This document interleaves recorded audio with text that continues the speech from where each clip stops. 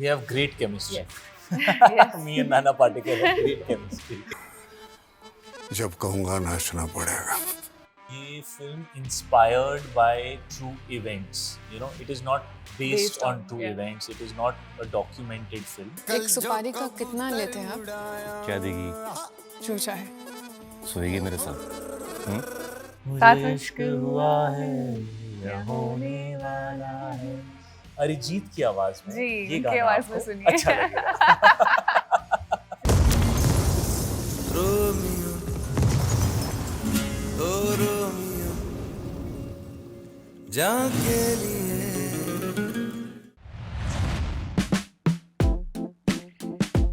ओ Romeo. तुमचं स्वागत करतो शाहिद सर आणि रिप्ती यांचं. सर तुमचं स्वागत आहे लोकमत फिल्मीवरती. Thank you. आपका बहुत बहुत स्वागत है सर.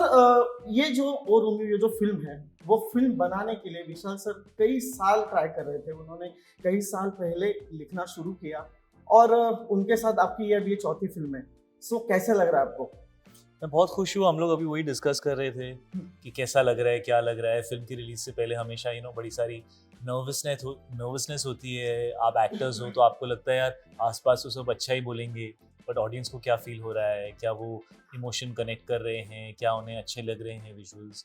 तो ये मन में एक उत्सुकता रहती है, एक एंग्जाइटी होती है और उसका जवाब फ्राइडे को ही मिलता है, 13 फेब को ही मिलेगा. सो तब तक हम बस अपनी तरफ से जितने लोगों तक फिल्म को पहुंचा सकते हैं पहुंचाना चाहते हैं. और चाहे वो टीज़र हो, ट्रेलर हो, गाने हो, आई थिंक अभी तक तो everybody seems to be really liking it और हम बहुत एक्साइटेड. ये सर का एक सपना था इस फिल्म को बनाना जी. और हैट्रिक होने के बाद ये डबल हैट्रिक की शुरुआत है क्या आपसे वापस? नहीं, आई थिंक सर के साथ जब भी काम करने का मौका मिला है हमने कुछ बहुत स्पेशल किया है. हाँ. और कुछ अलग किया है. कभी भी पिछली चीज़ को सिमिलर वैसा ही कुछ कर दो वैसा नहीं. हम हमेशा कुछ अलग लेकर आते हैं और हम एक नई जर्नी पे निकलते हैं. बिकॉज ज़िंदगी को जीने के मुझे लगता है दो ही तरीके होते हैं ना. एक तो ये होता है कि मुझे उस माउंटेन पे चढ़ना आता है तो मैं रोज़ उस माउंटेन पे चढ़ूंगा और सबको बताऊंगा देखो मुझे माउंटेन पे चढ़ना आता है. एक ये होता है कि अब तो इस पे चढ़ लिया, नए माउंटेन पे चढ़ते हैं. उसमें कई बार आप गिर भी सकते हैं, हार भी सकते हैं, लेकिन आपने कम से कम नई कोशिश की होती है. तो आई थिंक ये एक नई कोशिश है. ये पहले जो भी किया उससे अलग है और इसकी अपनी एक दुनिया है और इसके कैरेक्टर्स अलग हैं. ये 90s की गैंगस्टर वर्ल्ड में बेस्ड है. फर्स्ट टाइम सर ने एक प्रॉपर लव स्टोरी बनाई है. एक्शन लव स्टोरी है, काफ़ी सारा एक्शन है, लेकिन इमोशन इसके अंदर जो है वो मोहब्बत का है, लव का है, प्यार का है. और उसका जो एक्सपीरियंस है वो आई थिंक विशाल सर की फिल्मों में हमेशा कुछ अलग होता है. तो I am very excited about that. Okay, to go to you.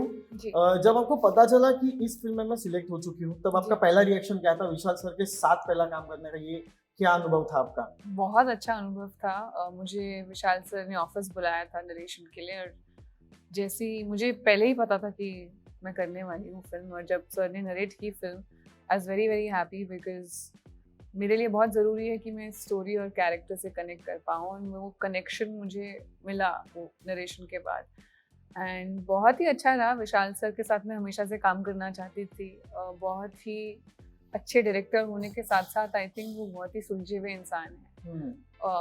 Clarity बहुत है, अपने क्या कहना चाहते हैं वो किसी सीन के जरिए या किसी एक्टर को क्या ब्रीफ देनी है. I think he is very good with that. कभी भी ऐसे कुछ परेशानी नहीं हुई and he gives us a lot of freedom. I think जो कि बहुत ही ज़रूरी है किसी भी एक्टर के लिए. बांध के नहीं रखते हैं आपको. अगर आपको कुछ चीज़ खटक रही है या समझ नहीं आ रही है तो very patiently he make sure that he makes you understand what he is trying to say. और कभी कभी ऐसा भी होता था कि आप नहीं अग्री कर पाते थे तो उससे वो कभी दिल पर नहीं लेते थे. ही वुड मेक श्योर कि वो एक बैलेंस फाइंड करें. आई थिंक वो बैलेंस होना between a director and an actor is very important and with him it's always been there. आप दोनों के साथ नाना सर भी है इस फिल्म में. जी. सो उनके साथ का क्या अनुभव था आपका? We have great chemistry. Yes. Yes. Me and Nana Patekar have great chemistry. वो क्योंकि नाना सर के बारे में हम लोग ने बहुत सुना है कि वो क्या सुना है आपने? नहीं मतलब बहुत प्यारे हैं. ऐसे हाँ, मैंने बहुत ही सुना है. प्यारे हैं. हाँ. आपने भी सुना ही हाँ, होगा. बहुत प्यारे. एक्सपीरियंस किया होगा. मगर उनके साथ काम करने का अनुभव एक अच्छा ही होगा आपका. मगर उनके साथ कुछ ऐसी बातें जो आप तीनों में है जो हमें पता नहीं है, ऐसी कौन सी बात होगी? नाना ने कभी आपको बताया डाइट के बारे में सोचो, या फिर हमें सोशली एक्टिव होना चाहिए? अभी भी वर्कआउट करते हैं हाँ। और वो अपने फार्म हाउस में रहते हैं और एकदम नॉर्मल जिंदगी जीते हैं, उनको अच्छा लगता है वैसे जिंदगी जीना। तो एक्चुअली एक सीन है फिल्म के अंदर जहाँ वो मुझे बहुत मार रहे हैं, ठीक है? तो वो आए और मैं ज़्यादा नहीं बताऊंगा, और उन्होंने कहा कि ऐसा ऐसा, तो मैंने कहा सर आप इतने फिट हो ना, आप अपना शर्ट उतार के मुझे बनियान में मारो, आप कूल लगोगे आप मुझे ना। वो याद आ रही थी नाना सर की, you know, when we have seen him Prahaar and all that. तो पहले तो उन्होंने बोला नहीं तू पागल हो गया है, तू पागल हो गया है। फिर फाइनली उन्होंने कहा चल ठीक है तू बोल रहा है तो मैं करता हूँ। सो यू नो, सेट पर कभी उन्होंने आपको कुछ बना के खिलाया वगैरह की? नहीं, घर से खाना लेकर आते हैं। घर से खाना Yes, लेकर आते हैं। yes. ओके ओके वो लाए 2 बार लाए आई थिंक घर से। ओके, आप दोनों के लिए सवाल है। एक रियल स्टोरी जब बेस एक मूवी बनती है तो उस वक्त क्या होता है, कैरेक्टर को, एक एक्टर को उस कैरेक्टर को प्ले करने के लिए बहुत सारी कठिनाइयों का सामना करना पड़ता है। तो इस फिल्म के दौरान आप दोनों के लिए वो कठिनाई क्या थी? सबसे पहले तो मैं ये कहना चाहता हूँ कि ये film inspired by true events, you know, it is not based on true events, it is not a documented film. तो इसकी जो कहानी की जो एक ब्रॉड स्ट्रोक है उसको लेके इसको फिक्शनलाइज किया गया है। तो because it is like that, I think there was a lot of freedom in the way that we did the film, कि ये एक फिक्शनलाइज्ड स्टोरी है जिसका इंस्पिरेशन कहीं एक कहानी से था। यू नो, हर फिल्म मेकर किसी ना किसी चीज से इंस्पायर जरूर होता है। So I never felt like restricted in any way because it was a fictional interpretation. Okay, Vishal sir हर बार एक ना नई फिल्म लेके आते हैं हमारे ऑडियंस के लिए, और आप है ना उन एक्टरों में से आते हो जो आप, विशाल सर आपके बहुत फेवरेट रहे हैं हर बार, और आप भी उनके बहुत फेवरेट एक्टर हैं। तो हमारी जो यूथ है ना, उन्होंने जब ट्रेलर देखा तो आप कमेंट्स देखोगे तो आपको लगेगा कि कितना प्यार करता है हमारा यूथ। तो यूथ को इस फिल्म के बारे में आप क्या कहना चाहेंगे?